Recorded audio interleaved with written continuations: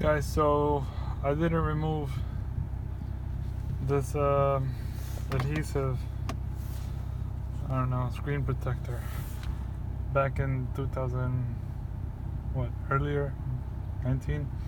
When I got it, I thought it would stay clean like that, but in winter when you have the heat on, this would literally like turn to that, so it kind of sucks.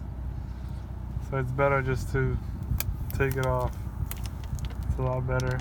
I'm gonna take it off later after I clean my car from inside. It's a little dirty.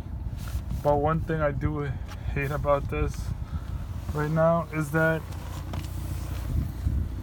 when you close the door, it makes that sound, but when I wanna lock it while it's running, it won't do that. Like, I can't lock the car, so I can't. Well, I have a driveway, so I can still go home, but it's like early morning. I wanted to warm up, but I want to have it locked, so it won't lock. I don't know.